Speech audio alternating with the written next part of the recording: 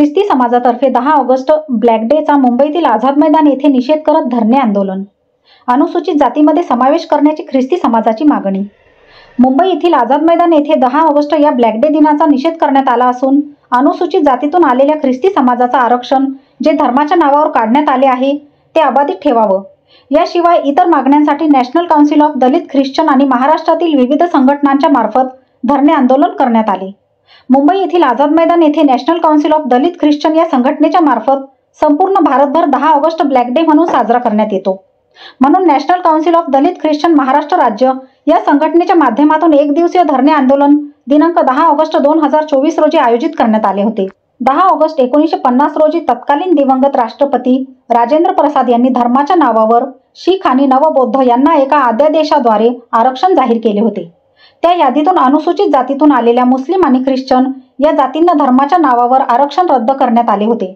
त्याचाच निषेध म्हणून 10 ऑगस्ट हा ब्लॅक डे म्हणून साजरा करण्यात येतो.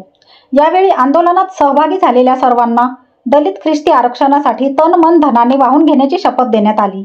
या निवेदनात मौलाना आझाद आर्थिक विकास महामंडळाप्रमाणे ख्रिस्ती समाजासाठी भारतरत्न मदर टेरेसा यांच्या नावाने आर्थिक विकास महामंडळ देण्यात यावे, तसेच मौलाना आझाद अल्पसंख्याक आर्थिक विकास मंडळासाठी येणाऱ्या निधीमध्ये अल्पसंख्याक समाजाच्या लोकसंख्येच्या प्रमाणात निधी आरक्षित करण्यात यावा. महाराष्ट्रातील ख्रिस्ती समाजाच्या प्रार्थनागृहांमध्ये धर्मगुरू आणि चर्चमधील लोकांवर समाजकंटकांचे भ्याड हल्ले वाढले असून धर्मांतराच्या खोट्या आरोपाच्या नावाखाली झुंडशाही सुरू आहे. ती त्वरित थांबवण्यात यावी.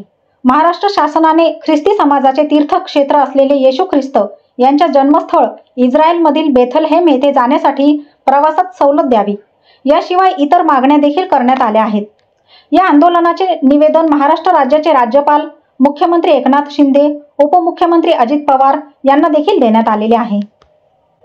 या आंदोलनास PPSचे सुधाकर सदाफळ, रिजनल ख्रिश्चन सोसायटीचे अध्यक्ष प्रशांत केदारी, ॲडव्होकेट अंतोन कदम, ख्रिस्ती समाज समन्वय समितीचे अध्यक्ष रविकांत दानम, मासिही सेनेचे अध्यक्ष रूपस कलकत्ते, MMCDचे अध्यक्ष Reverend Sanjay Londhe, Reverend robin Raut, सौ रेखाताई मगर, इंडियन ख्रिश्चन ब्रिगेडचे लेवी निर्मळ, श्री मकासरे, रत्नाकर दौंडे, ॲडव्होकेट संसारे, पास्टर सुनील आवळे, पास्टर खंडागळे, नोवेल साळवे, श्री ब्राह्मणे, पास्टर माळी, सुरेश दळवी, ख्रिश्चन मीडियाचे रवी वैरागर, आयोजक डॉक्टर राजू इंगळे, सचिव अमोल गायकवाड यांच्यासह अनेक ख्रिस्ती समाज बांधवांची उपस्थिती होती.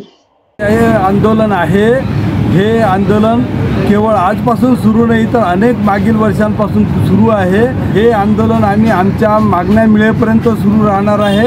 यामध्ये आम्ही विधानसभेच्या दृष्टिकोनातून विचार करतच आहोत की कुठल्या ठिकाणी आम्ही आमची जागा फिक्स करू शकतो आणि कोणत्या ठिकाणी आम्ही चमत्कार घडून आणू शकतो. हे आमचं ऑलरेडी सर्वे झालेला आहे, ते आम्ही करणार आहोत. परंतु पुढे सुद्धा जोपर्यंत आमची मागणी मान्य होत नाही, सरकार आम्हाला न्याय देत नाही आणि जोपर्यंत आमचा समाजाचा विकासासाठी कोणत्या प्रशासनिक विचार होत नाही आहे, निर्णय घेतले जात नाही, तोपर्यंत आमची मागणी सुरू राहणार. मुळात या ठिकाणी जे आयोजित केलं गेलं होतं त्याचं मूळ आपल्याला समजून घेणं अत्यंत गरजेचं आहे. जो काही समाज आज भारतभर ख्रिस्ती लोकांचा आहे त्यामध्ये जवळजवळ 80 ते 85% जर समाज कोणी त्याचा जर गुणोत्तर काढलं तर तो समाज जो आहे तो अनुसूचित जाती जमातीतून धर्मांतरित झालेला समाज आहे. या समाजाचे सामाजिक, राजकीय, आर्थिक असे अनेक प्रश्न आहेत जे अनेक वर्षापासून प्रलंबित आहेत. आता याच्यावर मुद्दा काय आहे की 1950ला जे धर्मांतरित बौद्ध बांधव झाले त्यांना त्याचा फायदा मिळाला.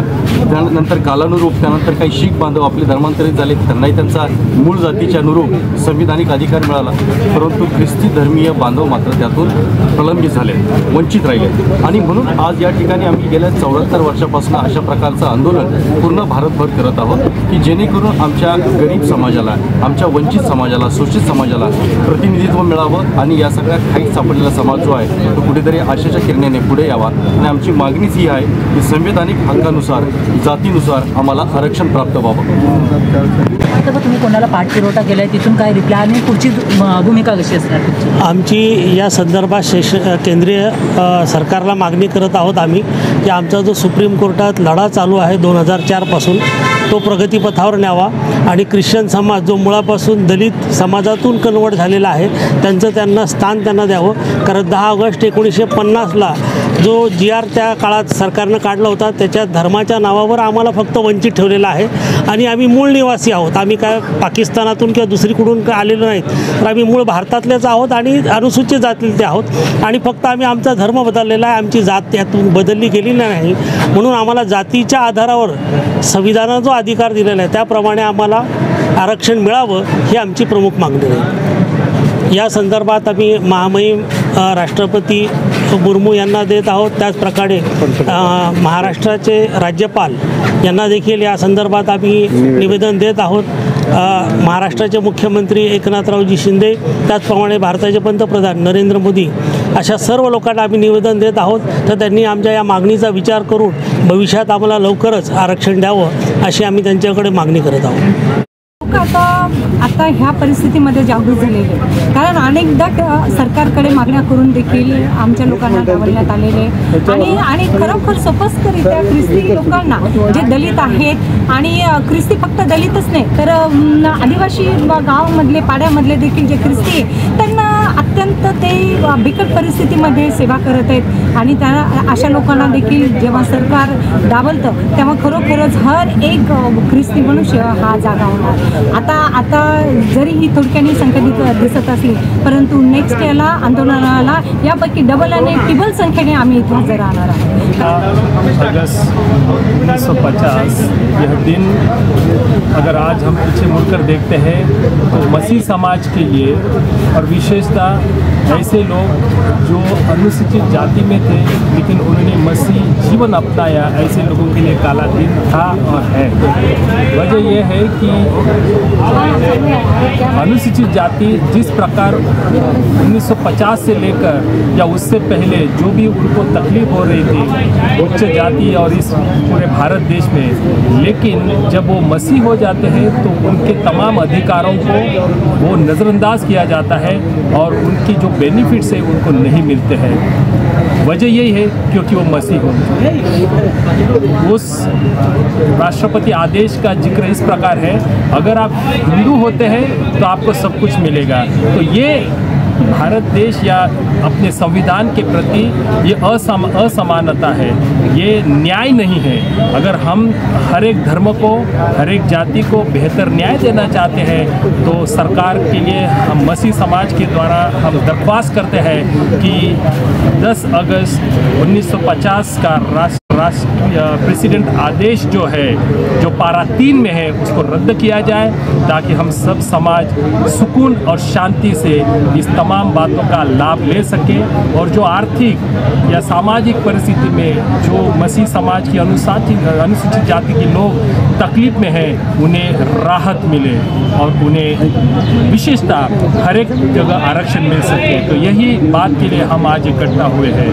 दूसरी बात, अगर सरकार इस बात को नज़रअंदाज करती है जिस प्रकार 74 ईयर्स सरकार ने नज़रअंदाज किया है क्योंकि मसीह समाज के लिए जो दुर्लक्ष्य किया है, आज मसीह समाज जागरूक है और आने वाले दिनों में हम इस आंदोलन को अधिक तीव्रता से लेंगे और ज़रूरत पड़े तो हम जो सरकार, जो पार्टी हमें इस बात के लिए अगुवाई करेगा और हमारी सुनेगा उनको ही हम वोट देंगे और अन्यथा ऐसे सरकारों को हम निषेध करते हैं. आंदोलन के बारे में यही कहना चाहता हूँ कि सरकार को ये बताना चाहता हूँ कि ये जो धरने आंदोलन है ये यहाँ तक आने के लिए ही आप मजबूर कर रहे हैं. पहली बात. दूसरी बात ये है कि जो हमारे समाज के लिए जो व्यवस्था है उस व्यवस्था के विपरीत उल्टा रीति से वो सब चीज़ें चल रही हैं.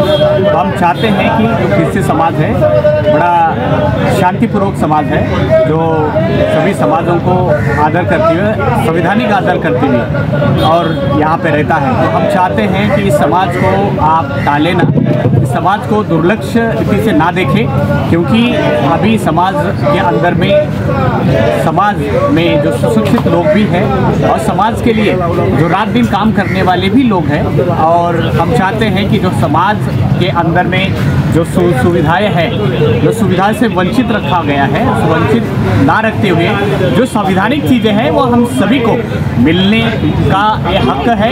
हक हम अगर नहीं देंगे सरकार तो हम लेना भी हम जानते हैं। अब शांतिपूर्वक नहीं होगा, रोड पर उतरकर इसका निषेध करेंगे और इस समाज के लिए जहाँ तक करने की चीज़ें हैं वो हम अपने समाज के लिए करेंगे।